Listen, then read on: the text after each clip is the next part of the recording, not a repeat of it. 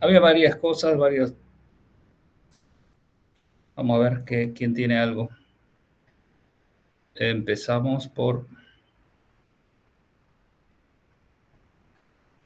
Guadalupe.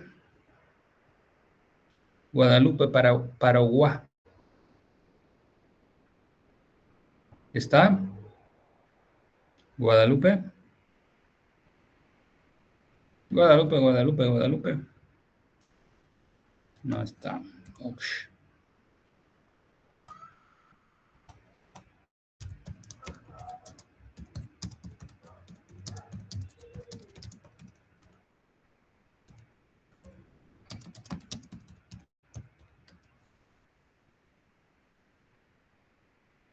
Ok.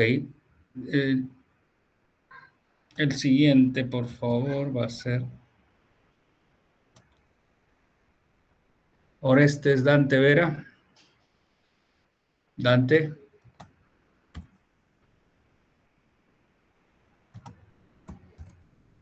Tampoco. Víctor Hugo Salvatierra. Víctor Hugo Salvatierra.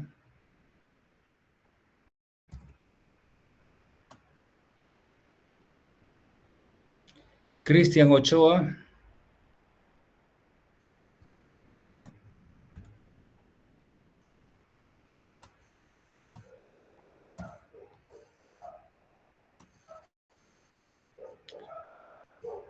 Fedra.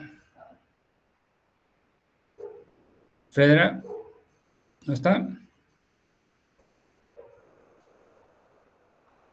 Fedra, Fedra, Fedra.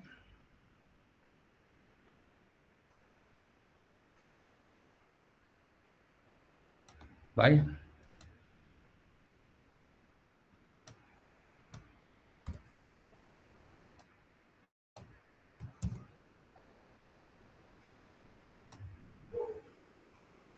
José Fernando Calle. Calle.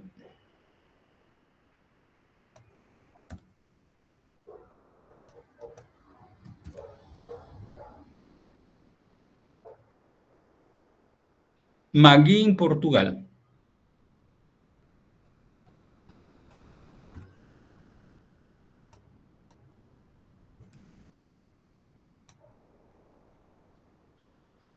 José Luis Cochine. Presente, ingeniero. Está. Oh, primero de la lista, el primero. Vamos. Bueno, la tarea era de centrales telefónicas, hablaba de tecnologías antiguas, las actuales, la digitalización de señales analógicas y de voz. Sí, Ya, presente, ponga su presentación. ya, a ver, lo voy a ver. Sabe hacerlo, ¿no? Sí, sí. Ok.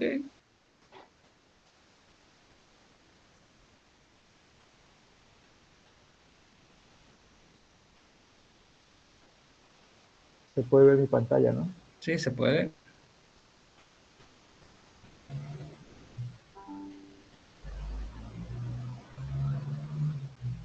Bueno, como teoría agarré, busqué los conceptos y escribí lo que entendí. Ya Así. ábralo un poco más, haga más ancho su, o sea, que ocupe todo el ancho de su pantalla el documento. A ver, ahí tiene para hacer crecer en la parte, hay una lupa para hacer crecer, ¿no? Ya. Que esté en todo lo ancho del documento. Y no lo veo. Ah, mira. Ah, no, no. Ahí al lado izquierdo, bravo. Ya, eso es. Ya. Lo de centrales telefónicas, pues dice que es un conmutador, ya conocido como un conmutador telefónico, que podemos asimilarlo como son los switches, ya porque los switches son también computadores. En este caso, un conmutador telefónico. Ya existen las tecnologías antiguas, las que son analógicas, las cuales eran los humanos los que operaban estas. Para hacer las conexiones telefónicas agarraban y interconectaban cables para dirigir las llamadas. La principal función de una central telefónica es la de procesar, recibir y dirigir las llamadas, tanto entrantes como salientes. A ver, Y un punto solo ahí, José Luis. Bajo este concepto, usted diría que son analógicas porque el ser humano está ahí en el asunto de hacer la conmutación. ¿Esa sería la conclusión? no, no, creo que me confundí un poco en la parte de la que actúa el ser humano es en la conmutación en tecnologías antiguas, que la hacen las conmutaciones manuales, que hacen esos intercambios. Ujú. Eso está Ahí no, bien, pero la pregunta es si las conmutaciones manuales están relacionadas con las señales analógicas. O sea, habló algo de señales analógicas, ¿no? sí. ¿Están relacionadas? A ver, no. Si bien las señales analógicas son antiguas, pero no tiene que ver, digamos, con las señales analógicas. O sea, no tiene que ver, digamos, con lo que el humano es el que hace el Ok, proceso ¿cómo se llama? El de proceso de conmutación. comunicación. Está bien, continúe. Ya, bueno, de las tecnologías antiguas decíamos eso, que es el humano el que interviene haciendo las direcciones de las llamadas a donde tiene que dirigirse. Y bueno, después comienza a aparecer lo que en las mismas tecnologías antiguas, lo que es conmutación electrónica, no, electromecánica, creo que es analógica igual, ya, entonces eso era un poco más automático el proceso, no le entendí muy bien esa parte, así que no profundicé mucho ahí. Y cuando ya aparece las tecnologías actuales, entonces sucede esto de la conmutación digital. Entonces, ya las centrales telefónicas utilizan señales digitales, eso ya lo conocemos como ceros y unos, ya, entonces también aparecen lo que son las redes IP, que es una mezcla, digamos, con lo que es telecomunicaciones y la informática, entonces llegó al desarrollo de esta tecnología para el transporte de voz y de datos. Están también las que son voz sobre protocolo de Internet, que permite la transmisión de voz a través de redes IP. Yo trabajé un poquito con un amigo que tenía, digamos, una empresa que los teléfonos eran analógicos, decía, yo la verdad no le entendía mucho a eso. Y yo le dije, ¿por qué? Digamos, sucede que estos teléfonos funcionan, o sea, no necesitan un IP para realizar la llamada, por lo tanto, si se llega a cortar el internet, los teléfonos siguen funcionando tranquilamente. O sea, tiene su ventaja y su desventaja, dice, porque aparte, en esto de los analógicos, mejor dicho, esto con lo de la tecnología nueva, también aparecen esto lo que son eh, identificador de llamadas, redireccionamiento de llamadas, y bueno, eso fue lo que se me quedó de aquel concepto. Después hablamos también, mejor dicho, sobre la investigación, tenemos lo que es la señalización entre centrales telefónicas, ¿ya? Entonces, es el proceso del intercambio de información entre diferentes centrales. Igual, digamos, el mismo procedimiento, digamos, de gestionar las llamadas, controlar y finalizarlas. Y es la principal función, ¿no? Del intercambio de información para dirigir correctamente las llamadas que garantizan un buen servicio. Y también respecto a eso han aparecido, digamos, nuevos servicios. Uno de ellos es a ver, qué dice el protocolo de inicio de sesión en redes IP. Eso ya obviamente está en esto de las tecnologías actuales. Hablando un poco del tema de multiplexación, la multiplexación analógica sirve para combinar, digamos, varias señales analógicas mediante un solo medio de transmisión. para su transporte eficiente. Y eso se logra, se consigue seleccionando rangos, digamos, ¿no? Para que la frecuencia sea combinada, o sea, pase combinada a través de un único canal de transmisión. En la, a ver, como ejemplo, tengo aquí un ejemplo que dice la multiplexación, en la multiplexación analógica por división de frecuencia. Dice diferentes bandas de frecuencia se asignan a cada señal para evitar interferencias. Después está la multiplexación digital, que viene siendo similar a la analógica, pero en lugar de combinar señales analógicas, combina datos digitales en un solo canal de transmisión. Y bueno, estos datos obviamente se convierten en bits y se transmiten a través de ese medio de transmisión en una secuencia a través de comunicaciones modernas y permiten transmitir grandes cantidades de datos de manera eficiente. Esa sería la modulación que da por último y indica el proceso de modificar la señal, se llama señal moduladora, para que contenga información sobre otra señal. Eso sería, ingeniero, a grandes rasgos lo que... Uy, le cuento que lo ha simplificado al máximo, no sé qué más le podía quitar.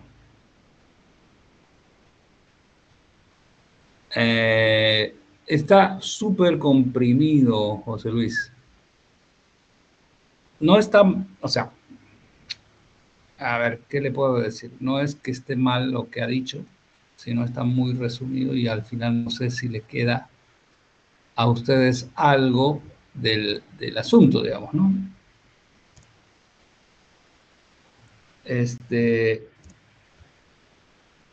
Algo que sea más, más de conocimiento como para que ustedes puedan hablar o discutir del tema, digamos. Están con el nivel que ha presentado es, digamos, conocimiento general, digamos, ¿eh? Que más o menos cualquier persona, aunque sea médico o que sea abogado, podría más o menos saberlo, digamos, ¿no? Falta un poco más de profundidad, ¿sí? En el tema. No sé si usted está de acuerdo conmigo. Sí, ingeniero, entiendo. Y sí, estoy de acuerdo también. Sí, sí. A ver, vamos a intentar rellenar un poquito el tema, ¿ya? Bien, gracias por la presentación. Listo, ingeniero. Bien, a ver, está muy suave. La presentación ha estado muy suave, así que vamos a tratar de un poquito. La información esta que vamos a tratar están en los libros, por supuesto que están ahí, en especial hay un par de libros de telecomunicaciones que de Stalin, si no me equivoco. Cuestión de que lo lean. Ver, yo voy a presentar mi ventana, mi pantalla, okay, compartiré. Hay alguien que quiere entrar, dicen. ¿Quién es el que quiere entrar al grupo? Don Russell. Bien, ¿se ve mi pantalla? ¿Se ve esto? Se ve, Se ingeniero. ve, se ve. Ok, Se ve, bueno, se ve. perfecto, gracias. Bueno, esto creo que habíamos hablado en la clase anterior muy rápido, ¿o no? Hablamos de la PCTN. Sí, se habló, pero sí. Ya, se habló. Habíamos dicho que si era invención, era descubrimiento, y aquí había otra palabrita que me gustaría que la discutamos. Vamos a ver, solo por aclarar un poco los temas. ¿Qué es una invención? Algo que se crea.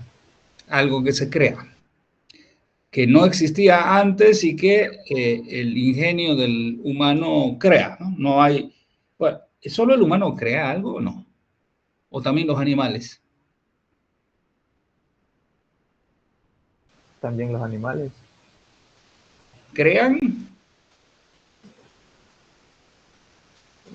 Tal vez en Sí. medida, ¿no? Porque Se inventan, por ejemplo, a ver, El Tiluche inventa su casa, ¿no? Exacto. Agarra y bla, bla, bla, bla. Entonces, sí, no es una cuestión del humano solamente, ¿sí? Bueno, ¿qué es un descubrimiento? Algo que ya existe y recién lo descubren. Pero, a ver, ¿qué es un descubrimiento? Es un descubrimiento, me dice. ¿Qué es un descubrimiento? Encontrar algo que existe, ¿no? Eso sería más o menos la definición, ¿no? Sí. ¿Y qué es innovación? Mejorar algo que existe. Mejorar algo que existe. Podemos, por ejemplo, y aquí hay una cosa, podemos mejorar una invención o un descubrimiento. A ver, ¿qué cosas se descubrieron, por ejemplo? El magnetismo, el electromagnetismo o el magnetismo. A ver, norte, La sur, electricidad. imán, etcétera, ¿no? El magnetismo, ¿lo podemos innovar?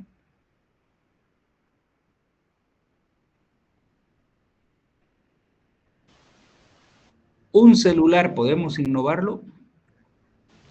Sí, el Sí. celular se ha presentado innovaciones a lo largo del tiempo, desde su creación. O sea, ¿las innovaciones están referidas a las invenciones o solo a las invenciones o también a los descubrimientos? Algunos descubrimientos podría hacer. A ver, por ejemplo, la electricidad, ¿se ha mejorado la electricidad? O sea, Sí. el proceso de obtener electricidad sí, pero la electricidad en sí, o sea, el magnetismo, O no. no es verdad, o sea, hay que tener cuidadillo con eso. Bueno, eso es una cuestión más de... Hay un diccionario que se llama diccionario filosófico, por si acaso. Pueden intentar conseguirlo si quieren en electrónico hay, donde uno mira y pone la palabra innovación y no es como los diccionarios tradicionales que le dicen innovación es qué es lo que significaría, digamos, ¿no? Sino más bien viene de dónde viene la palabra, cuál es el concepto, etcétera. Por eso se llaman diccionarios filosóficos para saber de qué se trata. Bien, lo que habíamos estado comentando en la clase anterior es que todos estos procesos empezaron, fíjense, en las épocas antiguas, 1700, don Benjamin Franklin descubrió la electricidad porque casi lo electrocutan con su volantín papalote, lo que le llamen, esa cosa que le cayó un rayo y bla, bla, bla, bla, bla, toda esa historia que hay ¿no? De Benjamin Franklin. Encontró que la electricidad era el flujo de electrones, que son los, o sea, el flujo de electrones es lo que se llama la electricidad. Ahora, todos ustedes se recuerdan qué es la tabla de valencia en química, lo que nos hacen mirar y no sé qué, de los elementos que existen de los elementos que existen en la Tierra. ¿Se acuerdan Algo, de eso? algo Sí. vagamente. Los metales, no metales. De las tablas de valencia, que ahí está el aluminio, el oro, el no sé qué, uno tenía que aprenderse de todos los elementos que existen en la Tierra, ¿no es verdad? Talio, helio, oxígeno y no sé qué, una tabla que se llama, en química se lleva. ¿Se acuerdan o no? Sí, sí. Bueno, a ver, la pregunta del millón. ¿Todos los elementos que existen en la Tierra pueden conducir la electricidad? No, No. Muy bien. ¿Quiénes sí y quiénes no? los metales conducen la electricidad. Los metales conducen la electricidad. ¿Pero por qué? Está bien, la respuesta no está mal, pero es respuesta de cualquiera, digamos. Ahora, usted que ya es casi ingeniero, ¿por qué los metales conducen la electricidad? ¿Y quiénes no conducen la electricidad? Los no metales, ¿Seguro? Muy bien, a ver, ¿y cuál es la diferencia?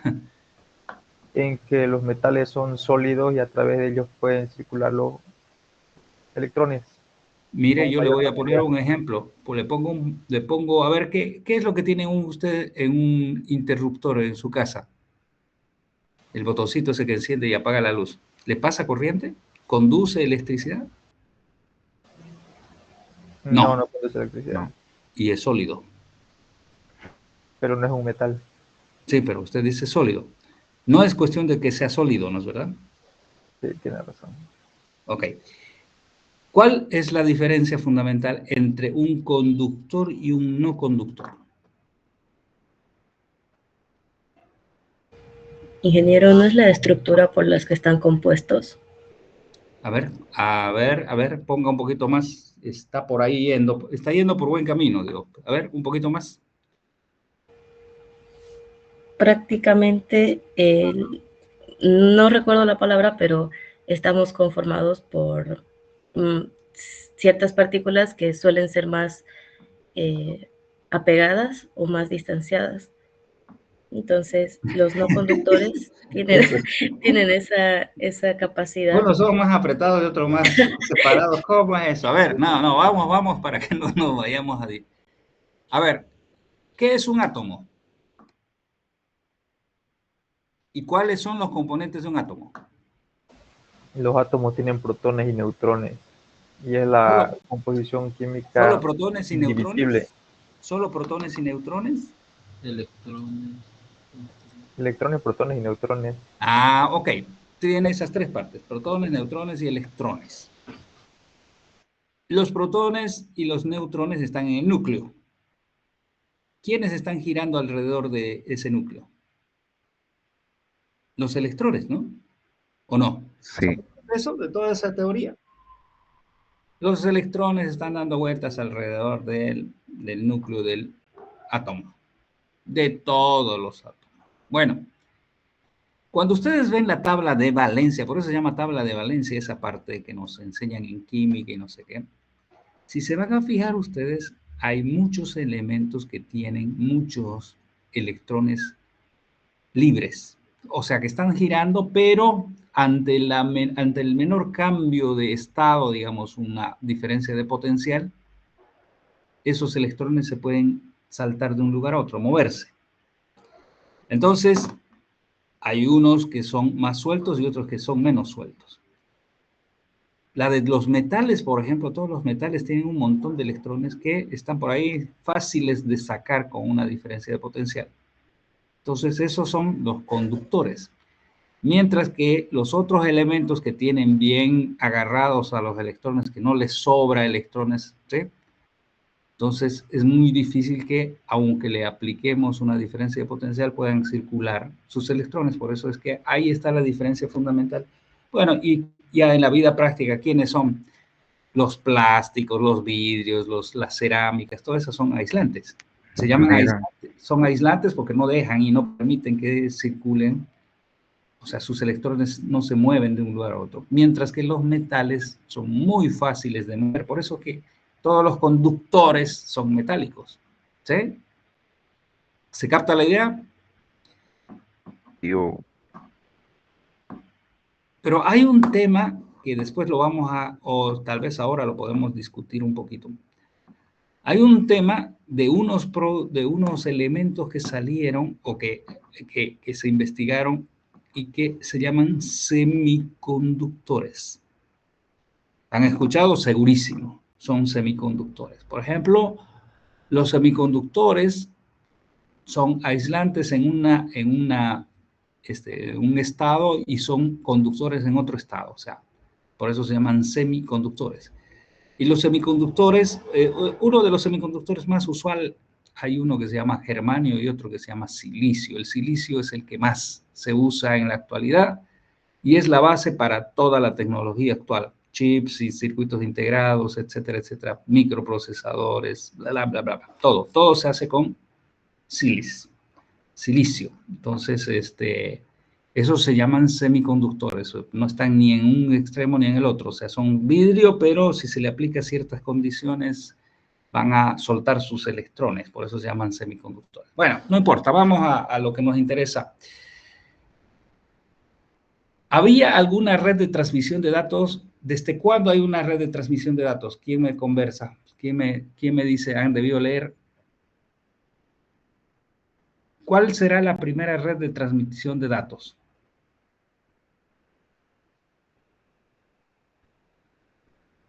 ¿Aló? ¿Leyeron eso?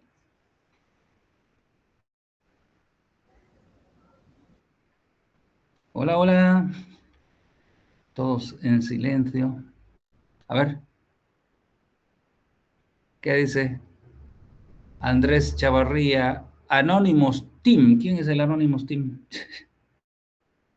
Hay un Anonymous Team.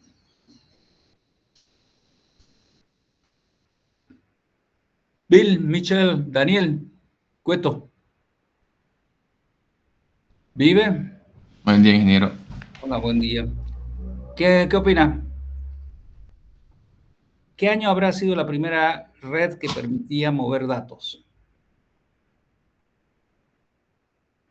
A ver, Más o menos, a ver, un sabor, un olor. 1900, 2000, 1800, 1700, no sé. yo pienso que aproximadamente por 1914, que por ahí inició la Primera Guerra Mundial. O sea que la guerra fue la que nos hizo que podamos, ¿qué dice? A partir del siglo XX. A partir del siglo XX. A ver, ahora me lleva a contarles una historia rapidita. Sirve para que entiendan lo que voy a comentar. En una universidad en Oxford, ¿saben quién es Oxford, no? Saben que esa universidad es una universidad en Inglaterra y decidieron hacer un estudio sobre mucha gente dice que tiene suerte y otra que no tiene suerte, ¿no? No sé si han escuchado el tema y la cuestión de la suerte. Entonces, esta universidad empezó a hacer unas pruebas para ver, agarró a un montón de personas, unos que eran suertudos y otros que no eran suertudos, y empezó a estudiar, etcétera. Bueno, hizo pruebas de las más raras para verificar quién tenía suerte y quién no tenía suerte. Bueno, una de las pruebas de las que yo me acuerdo haber leído decía lo siguiente. Les entregaron un periódico a todos los que estaban ahí y les dieron un determinado tiempo para que los hojeen y la pregunta era, ¿cuántos avisos hay en ese periódico? O sea, avisos, ¿no? O sea, ¿cuántos avisos hay? Y bueno, algunos adivinaban, ¿no? Pero los suertudos ponían el número correcto. Bueno, cuando empezaron a revisar, bueno, a ver, ¿cómo es que los suertudos? A ver, ¿qué es un suertudo, digamos, ¿no? Dijeron, bueno, a ver, ¿usted cómo es que puso el número correcto? ¿Usted que ha puesto correcta la respuesta? Y el señor dijo, mire, ¿saben qué? En la primera página ahí dice, en este periódico están publicados 455 avisos. En la primera página está. Entonces yo leí eso y eso es lo que estoy contestando. Y a los no suertudos les preguntaron, ¿y qué pasó? Mire, más o menos así, yo no me había dado cuenta que eso iban a preguntar, pero más o menos haciendo un cálculo a grosso modo que son tantos, ¿no? Haciendo su lógica para la respuesta. Los no suertudos. Conclusión. Lo que dice esta universidad dice, no hay suerte. Lo que hay es gente que está pendiente de lo que ocurre alrededor y otra que no. Entonces, y usted puede aplicar eso a todo. Por ejemplo, si está caminando en la calle, ve que viene un camión desbocado, usted se va a hacer a un lado porque está pendiente de lo que sucede. ¿Quién encuentra una moneda en el piso? Pregunta. ¿El que está mirando el cielo? El que observa el piso. ¿El que está mirando el cielo? No, no. El que va triste. Bueno, pero a ver, ¿a dónde va? Yo les he preguntado una cosa que siempre ha estado en sus narices. Acá, miren.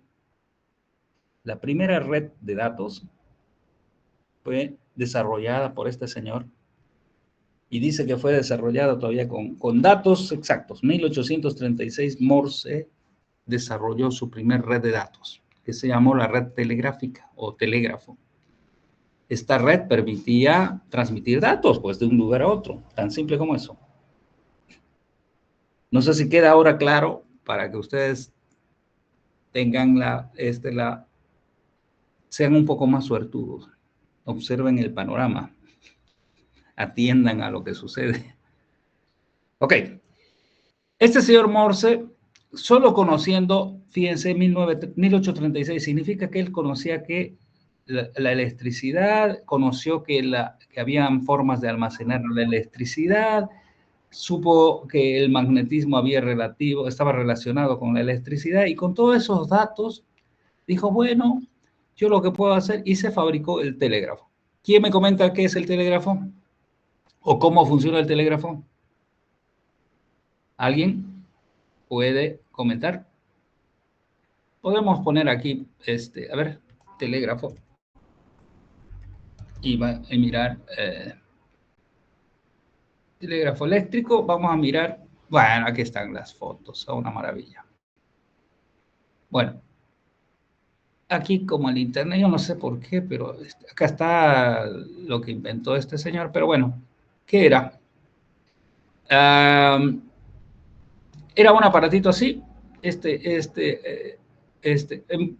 obviamente en los Estados Unidos y en Europa el telégrafo dejó de existir cuando empezaron a aparecer las centrales telefónicas y todo, pero en Bolivia llegó todavía, el telégrafo existió hasta los años 60 en Bolivia, ¿sí? ¿Qué era? Era un aparato, era un circuito que rompía la comunicación del circuito a través de una teclita. Esta teclita era apretada, tiqui, tiqui, tiqui, tiqui, y si se apretaba, así como está esta señora, más o menos, y creó este señor Morse, ¿dónde está? Este señor Morse creó toda una, ¿qué se llama? Todo un código Morse, ¿no? O sea, punto, punto, punto. A ver, podemos ver código Morse, tal vez por ahí. ¿Todos conocen el código Morse? ¿O no? Habremos escuchado. No llenan ustedes, no han llenado esos, ¿qué se llama? Código Morse, vamos a ver. Ustedes lo tienen todo a la mano. Todo a la mano. Ahí está, ese es el código Morse. A ver, vamos a ver quién quiere entrar. Quiere entrar, alguien quiere entrar. Vamos a ver quiénes son. Los que llegan temprano, Giovanni, Dante, y bueno. Ok. Miren, el código Morse es nada más que, por ejemplo, la combinación. La letra A es punto raya. O sea, ¿qué significaría punto raya? Que haría un golpecito rápido y un golpecito más lento. O sea, punto raya, ¿no?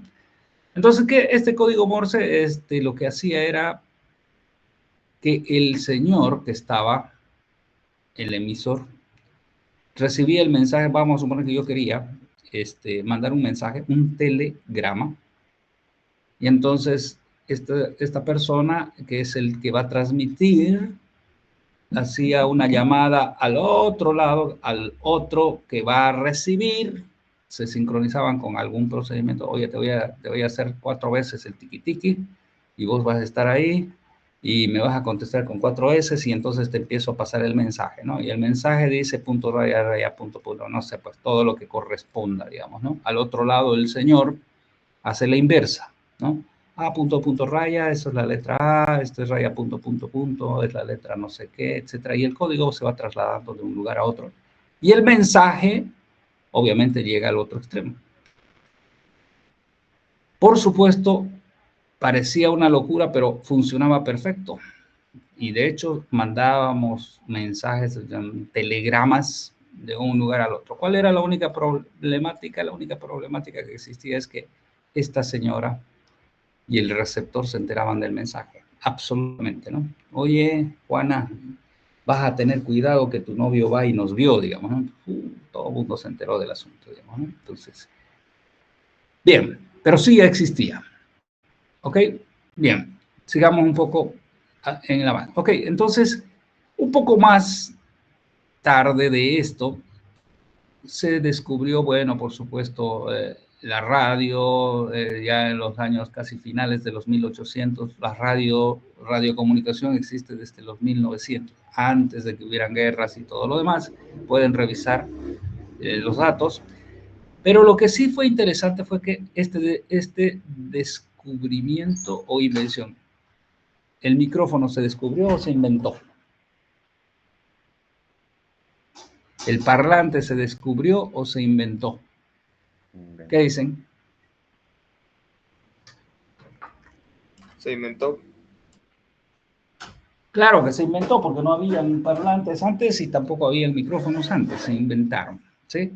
Y se inventó en esta, fíjense las fechas, 1870, entre 1870 y 1880, ¿sí? O sea que en esta época, un señor, porque todas estas cosas se mostraban en las ferias, ¿no? En las ferias que existían, era una época, la época de todos los científicos, una época dorada. Entonces, en una de esas ferias apareció un señor que es el Bill Gates de la época. Este señor se llamaba Graham Bell. Bueno, Graham Bell mira todo esto que había, existía y dice, bueno, ¿y por qué no hacemos algo?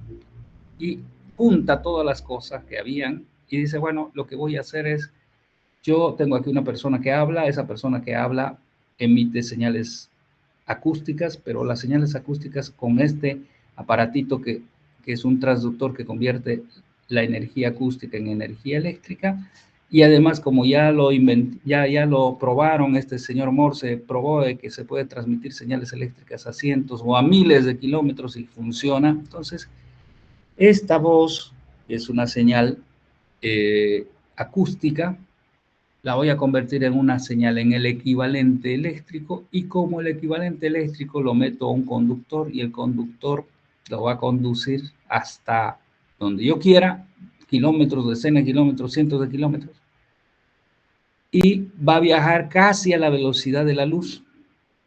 Y en el otro extremo pongo un aparato que va a ser el inverso del micrófono, y entonces saldrá otra vez acústico. Desde el punto de vista del sistema, todo lo que está punteado, para el usuario no le importa. Lo que él sabe es que al sistema le está entrando una señal acústica y del sistema está saliendo una señal acústica. ¿Qué se logra?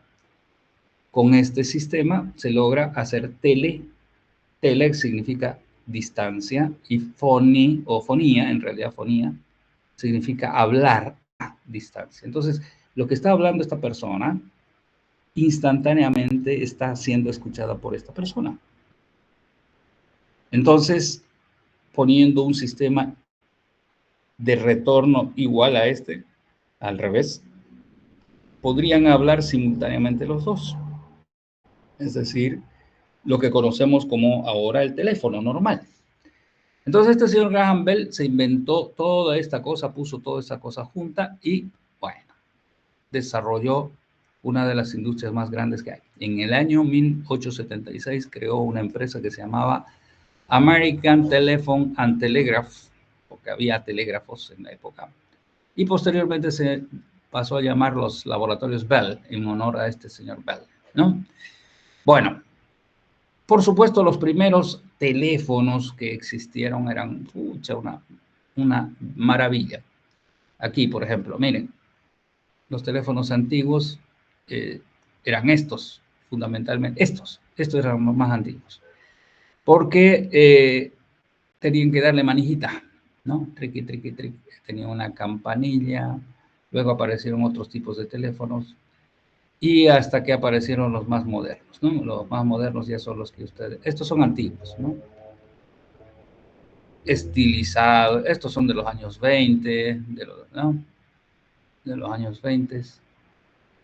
Los anteriores ni siquiera tenían teclado, ¿sí? Los más antiguos no tenían teclado. Estos son todavía, ya parece que son teléfonos antiguos recién construidos.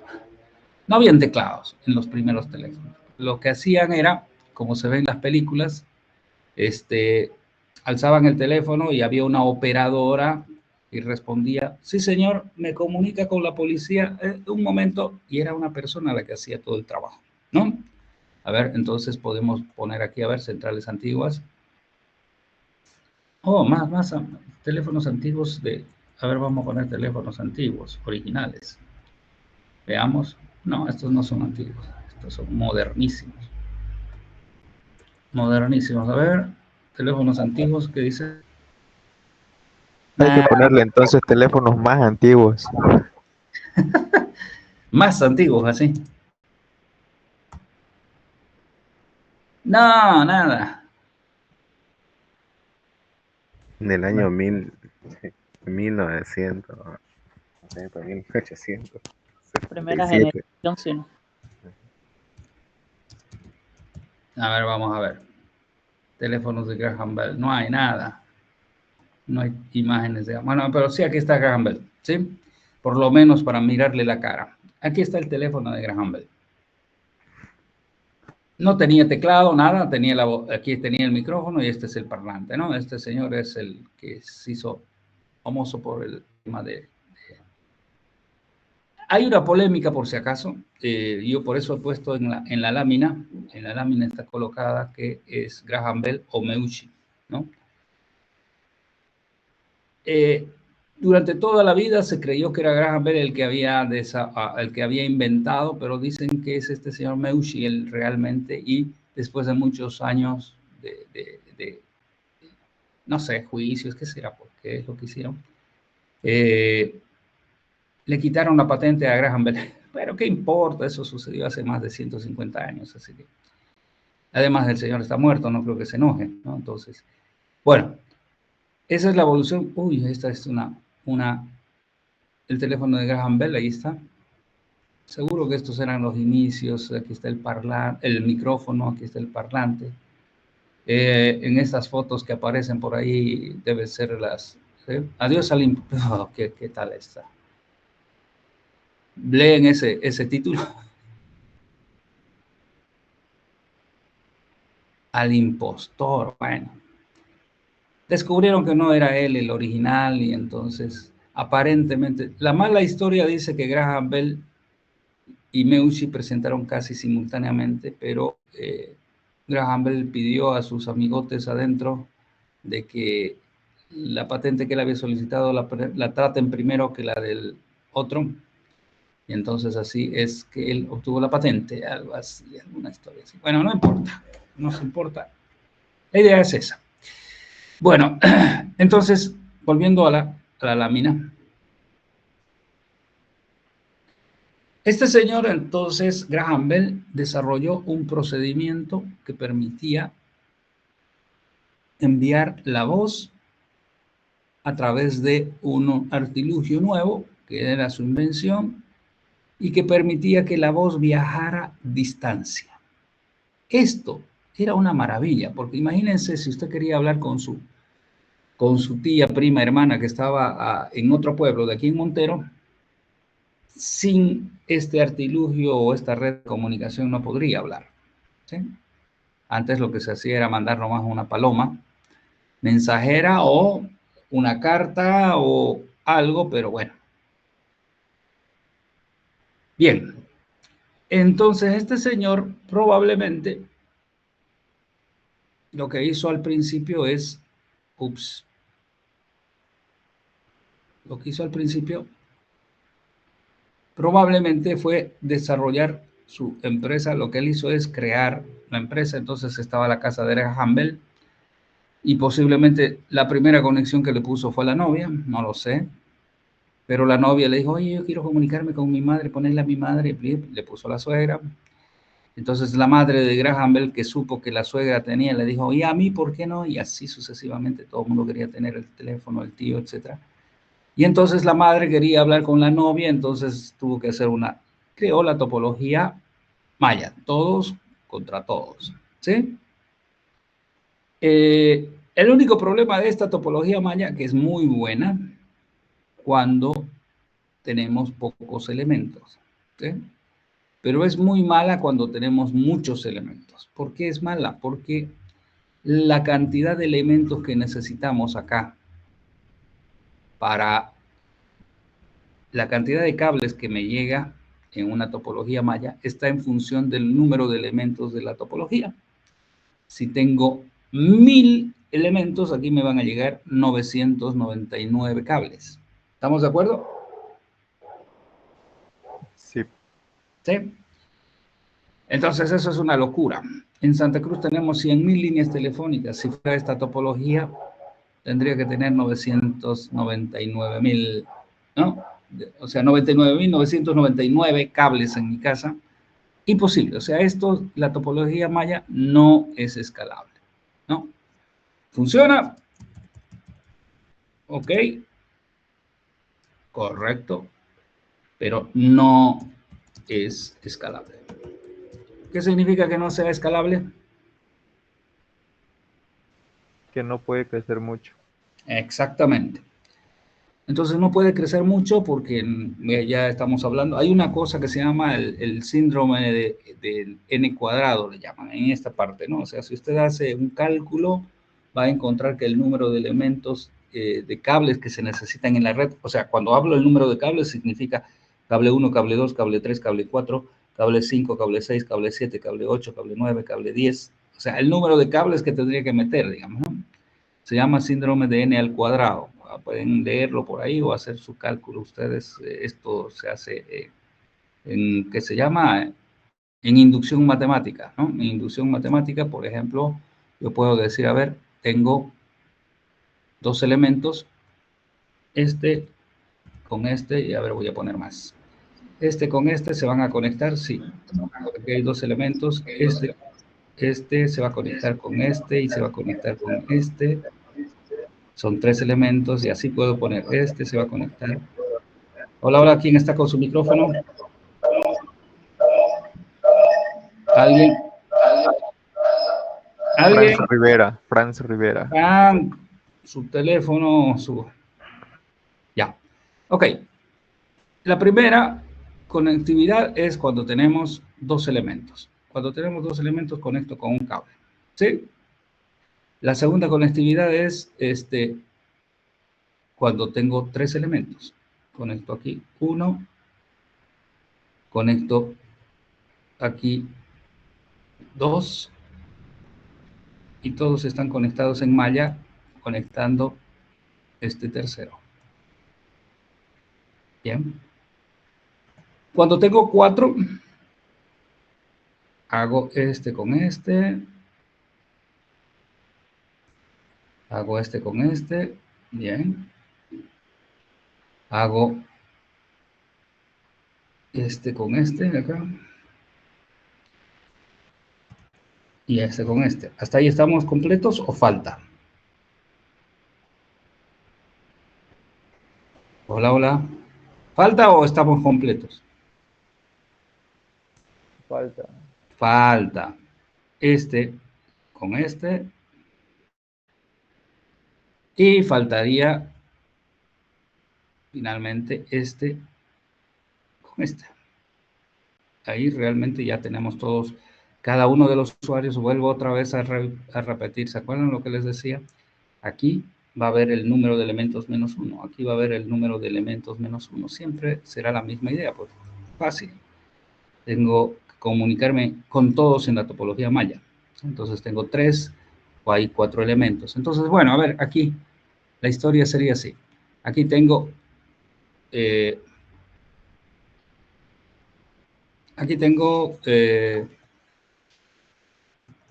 a ver, que no me permite escribir. Ah, ya. Tengo el número de elementos y el número de cables. Ok, eso va a ser. ¿Cuántos elementos tengo acá en este inicial? Tengo 2. Y el número de cables que necesito es 1. Ups, 1.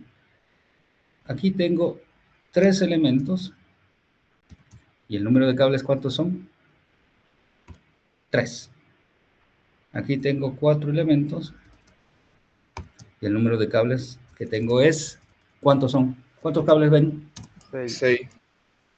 6. Y así sucesivamente. Entonces, por inducción matemática, ustedes pueden decir, a ver, si el número de elementos serán 2 y hay un cable, luego hay 3 y hay 3 cables. Acá hay una secuencia, ¿no? 1, 3, 6 y ponen 5 y etcétera. Entonces van a encontrar aquí la fórmula del n al cuadrado que se llama. Vale. Esta es la idea. ¿Lo siguen? Entonces, ¿qué pasó? Pasó que esta topología no es escalable y rápidamente dijeron, no. Además, era un lío, ¿no? Tener tantos cables. Entonces, pasaron rápidamente a este concepto. Y este concepto es que va a haber un lugar central, donde en este lugar central existirá alguien,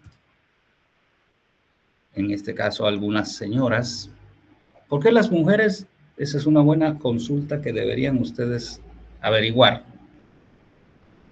Las centralistas son mujeres en... hay una película que dan en Netflix, si quieren verla, una serie que se llama Las chicas del cable.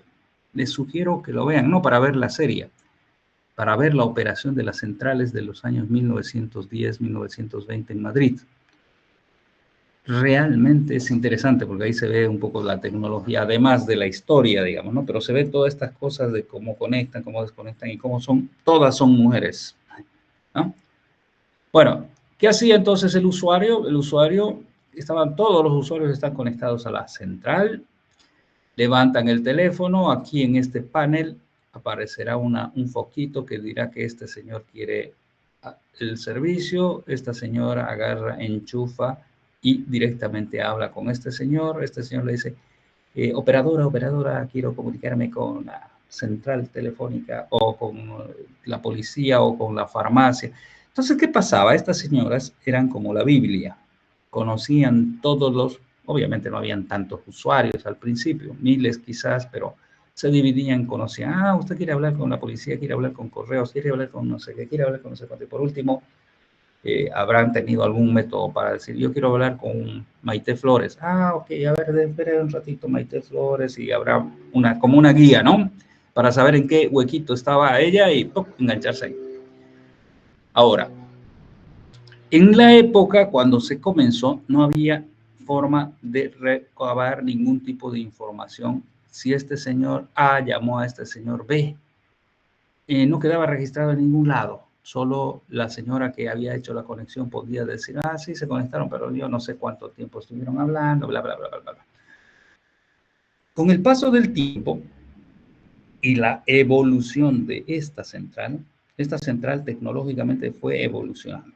Y esa es la parte de la tarea.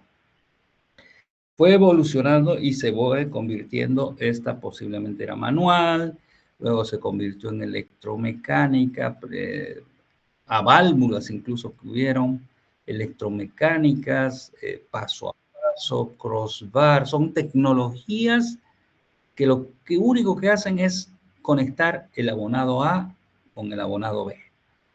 La tarea fundamental de la central telefónica es conectar a dos abonados. Eso se llama el proceso de conmutación. O sea, la conmutación no es nada más que el proceso de conectar dos usuarios. ¿Sí? ¿Cuál es el método que utilizan dentro de la central? Bueno, eso es la tecnología de la central. Lo que tiene que hacer es conectar a dos abonados. ¿Cómo lo hace adentro? Bueno, habrán unas más antiguas que otras, pero igual van a conectar. Con el paso del tiempo, las centrales fueron evolucionando y, por supuesto, llegó el punto en el que ya se pusieron centrales automatizadas que ya tenían la posibilidad de registrar en una base de datos todo el proceso de la llamada, y ese proceso de la llamada se llama Call Detail Record, que está estandarizado. Entonces, significaba que ya la central podía mandar a una base de datos todo lo que había sucedido. Mira, a la hora 6:35 llamó el abonado A y se discó el número de teléfono del abonado B y además se conectaron y estuvieron conectados ahí durante el tiempo no sé qué y después colgó el abonado B a tal hora, etcétera, etcétera. Este Call Detail Record es el que se utiliza para hacer la facturación, pues, del cliente, ¿no?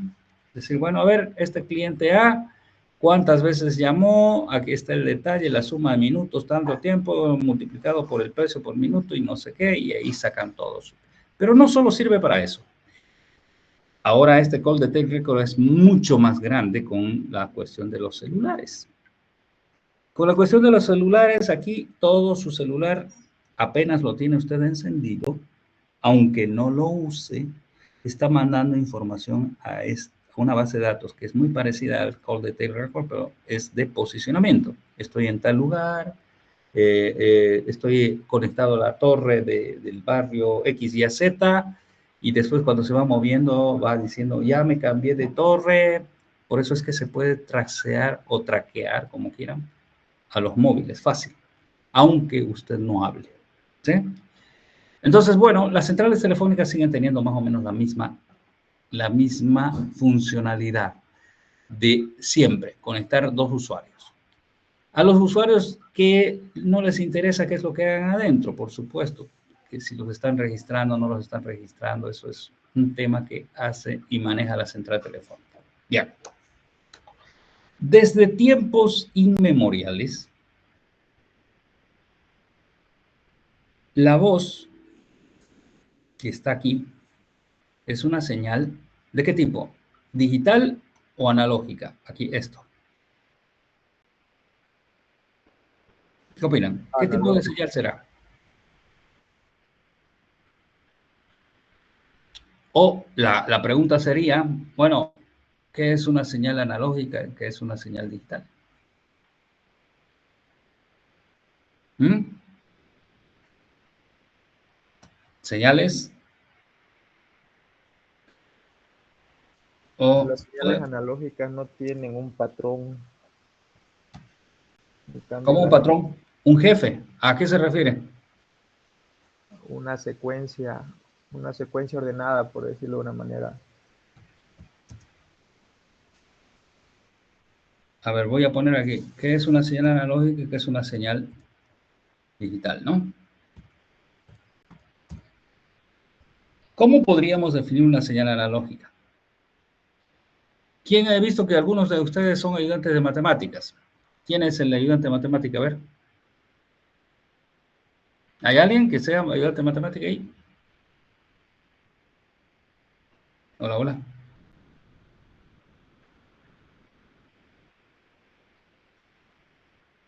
Hola, nada.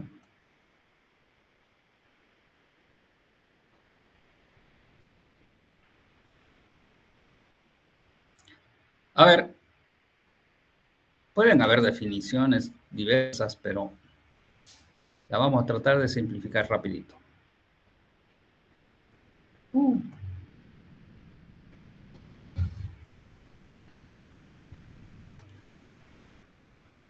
Vamos a tener, temáticamente tenemos dos ejes, ¿no? El eje de las abscisas y de las, ¿qué le llaman el otro? Coordenadas. Tenemos dos coordenadas. En este caso, para hacerlo simple, una coordenada va a ser, lo vamos a mover un poco para acá. Todo. Una coordenada será tiempo, ¿sí? Y es la más usual. Tiempo. Segundos, lo que sea. Y aquí arriba podemos tener otra coordenada que puede ser amplitud, puede ser potencia, puede ser lo que querramos. Energía, voltaje, corriente, lo que quisiera.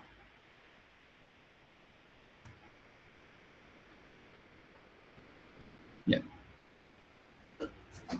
Una señal analógica se dice que es esa señal o una función que tiene infinitos valores. ¿Sí? ¿Qué significa? Que en cualquier tiempo t tiene un valor, pero no solamente eso, sino que es una señal que no tiene discontinuidades. Que si nosotros la derivamos matemáticamente, nos va a dar otra señal analógica. O otra señal continua en el tiempo. Una señal digital es aquella señal que tiene valores discretos. Significa valores discretos que, por supuesto, en función del tiempo tiene valores, bueno, ya saben ustedes a lo que me refiero. O son ceros, o son, acá, No me da, se supone que está, estoy haciendo con mi mouse. Bueno, el 0 no necesariamente es un 0, 0. El 0 es más una lógica. El 1 tampoco es 5 voltios o 3 voltios o 15, nada. Es un valor que de manera lógica se representa un valor binario. Entonces, una señal digital normalmente nosotros consideramos que es una señal que tiene, de acuerdo a Boole, 2 estados, 2 niveles, un 0 lógico y un 1 lógico, ¿no? Que puede ser referenciado o es arbitraria la asignación. Por si acaso, yo puedo afirmar sin error, decir que este es un 1 lógico y que este de aquí es un 0 lógico. Y por supuesto la historia va a funcionar. Solo que nos han hecho creer que todo el tiempo el más alto es el 1 lógico y el más bajo es el 0 lógico. Pero esto es convención. Yo puedo definirlo de manera diferente. Bueno, pero ¿qué es lo que tenemos aquí? Tenemos valores y en un determinado tiempo ese valor cambia. Matemáticamente esto se dice, ¿no? Se escribe así. En esta señal analógica se dice que f de t menos es igual a f de t y es igual a f de t más. A ver, ¿qué significa eso? Matemáticamente. Si yo agarro un lugar cualquiera en un determinado tiempo t, aquí está el tiempo t. En ese tiempo, si yo agarro un infinitésimo antes o un infinitésimo después, los valores serán los mismos. ¿Se entiende la idea? El valor, es decir, no hay saltos, no hay variaciones en este punto. Infinitesimalmente, si lo ampliáramos, y entonces esta condición se cumple. A ver, hasta ahí se entiende. Quiero saber si lo ven. ¿Aló, aló? Sí se ve, ingeniero. Sí se ve, ingeniero. ¿Se entiende, pero? Sí, se le entiende, ingeniero. Ok. Entonces, una señal analógica cumple esta condición.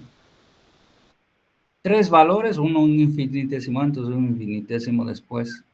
Aquí, en esta, si este es t, vamos a copiarnos de acá el t famoso. Vamos a bajar abajo. Vamos a suponer que el t es aquí, justo en este momento. Entonces, esta ecuación ya no es cierta, porque f de t menos es este valor, y f de t, aquí este f de t está indefinido, ¿sí? Porque, ¿cuál es el valor de f de t? O es este de acá o es este de acá. Y no es igual, esto es distinto, que f de t más. ¿Sí? ¿Se entiende? El valor de este lado no es ni siquiera el valor. El f de t es absolutamente indefinido. El f de t. ¿Qué valor tiene exactamente en el tiempo t? No se sabe. Pero se sabe cuál es el valor de ft menos y se sabe cuál es el valor de ft más. Pero fíjense que no son iguales. Si nosotros sacamos una derivada a esta función, lo que va a aparecer en la derivada, ¿se acuerdan de derivadas? A ver, primero preguntaré si se acuerdan de las derivadas o no. ¿Han hecho matemáticas, no? ¿O no? Algo se me viene a la cabeza. Algo se le viene a la cabeza. La derivada de una constante es 0 y la derivada de este aparato, o sea, aquí la derivada, si nosotros dibujáramos la derivada, sería una cosa así. Y 0, porque es constante, 0 y solo en estos puntos aparecerían unas cosas extrañas que se llaman impulsos. Aquí aparecería un impulso, aquí aparece un impulso también, pero al revés, ¿sí? Un impulso hacia abajo. Y aquí aparecería un impulso hacia arriba, y aquí otro impulso hacia abajo, etc. A ver, entonces estos impulsos hacia abajo serían aquí y aquí, ¿no? Bueno, entonces la derivada sería una señal que es cero y solo habría impulsos aquí. ¿Qué significan los impulsos? Ya desde el punto de vista físico. Significa un cambio de energía en un instante, en un tiempo t0, en un tiempo de valor cero, un cambio de valor de energía de 0 a lo que sea, aquí a cualquier valor, de 0 voltios o de menos no sé qué, lo que sea. Hay un cambio de energía en un tiempo muy corto y eso no existe en la vida real. En teoría sí, se llama impulso, pero en la vida real no existe nada que pueda hacerse de esa forma. Por eso incluso las señales digitales no son cuadradas perfectas. ¿Se acuerdan en redes 1 creo que vimos unos applets de la conformación de Fourier de las señales cuadradas? No existen las señales cuadradas, son una sumatoria de señales senoidales, ¿no? ¿Se acuerdan? Bueno, entonces, en definitiva, una señal analógica es una señal en la cual existe continuidad en el tiempo, no existen discontinuidades. Ahora, una señal que es discontinua no necesariamente es digital. ¿Sí? La señal digital es aquella que tiene solo dos estados, pero puede ser una señal que no es continua en el tiempo, pero que no es digital. Bueno, hasta ahí vamos. Entonces, volvemos otra vez a nuestra teoría aquí. En una red telefónica, me avisan cómo estamos con tiempo, vamos unos 5 minutos más. En una red telefónica, todo lo que se transmite entre el teléfono y la central es señal analógica porque es lo que usted está emitiendo de su boca, que solamente la han convertido en señal eléctrica. Ahora, esta señal viaja a través de la central cuando está conectada y seguro que llegará al usuario remoto de la misma forma, analógica. ¿Sí? Llegará al usuario remoto. ¿Qué ocurre dentro de la central? Bueno, si la central es analógica, pasará la señal, esta señal pasará así, irá analógica. Pero es muy probable que esta central ya sea digital, entonces cuando esté ingresando a la central, esta señal que es analógica deberá ser convertida en digital, y una vez que sea convertida en digital se la va a procesar, y una vez que está procesada, cuando vuelva a salir, se la volverá a convertir en analógica otra vez. ¿Se entiende? Entonces había una parte del trabajo que era digitalización de la señal. No es para transmitir la señal digital, sino aquí en el proceso de las centrales telefónicas, lo que se tiene que hacer es digitalizar todas estas señales que son señales analógicas de la voz de un usuario, se las tiene que convertir en señales digitales para que se pueda trabajar dentro de las centrales. Y luego vamos a mirar cuando se van ya uniendo las centrales, empieza a aparecer lo que se llaman jerarquías. Esto está normalizado, esto está estandarizado. Las centrales telefónicas tienen sus propios usuarios, tienen sus tecnologías, pero tienen procedimientos de interconexión. ¿Se acuerdan esto? Una analogía serían los switches con todos los STPs, con todos esos protocolos que están, ¿no? Entonces, hay una forma. De hecho, en realidad las centrales telefónicas se parecen más a los routers, porque hacen routing también, pero hacen routing de numeración. ¿Sí? Ya han hecho el trabajo ustedes con los routers que tienen voz, ¿no? ¿Verdad? Entonces, han hecho el routing y han dicho, mira, si me llega el número 6XX, mándalo por allá, si te llega el 6, o sea, hacer routing. básicamente. Ok, ¿qué más tenemos? Este es un dibujo de la ATT, o sea, de la CCITT, perdón. La CCITT es el órgano, este órgano de la ITUT que dice, bueno, ¿sabes qué? Cuando dibujes vos, esto es lo que sucede entre dos abonados. En la actualidad, tienes el teléfono, el buque de abonado, que es el cable que llega de ahí hasta la central, es una señal analógica que va de 300 a 3400. Desde la central telefónica hay un códec, el códec es el que va a convertir la señal analógica en señal digital. Todo va a correr en señal digital entre las centrales y no sé qué, los multiplexores, las técnicas de multiplexación, no sé qué. Todo es una señal digital que se llama el estándar G711. Todo va a funcionar, esta voz se va a digitalizar y va a tener 64 kilobits. Pero esa voz va a llegar a la central de salida, que no sé, estoy llamando desde Santa Cruz a Cochabamba, entonces será la central de Cochabamba, que va a convertir nuevamente en señal analógica. Esto es lo que hemos explicado en el caso anterior, ¿no? Esta señal llega hasta aquí analógica, aquí se digitaliza, y aquí vuelve a salir analógica. Entonces, esto está expresado en este dibujo, que es mucho más estilizado, por supuesto, y donde nos dicen, bueno, aquí hasta aquí es analógica, de aquí para allá es digital, y de aquí para allá es analógico otra vez. Yo creo que este es un diagrama muy esclarecedor de lo que funciona, ¿sí? Bien, ¿dudas hasta aquí?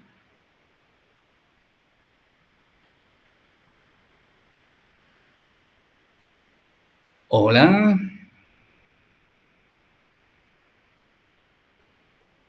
Aló, aló, todos están muertos, ningún herido. Se entiende, ingeniero. Ya, ok. Yo voy a dejar acá, porque ya estamos casi en tiempo. Lo que sí me interesa comentarles es que, de acuerdo a lo que hizo su compañero en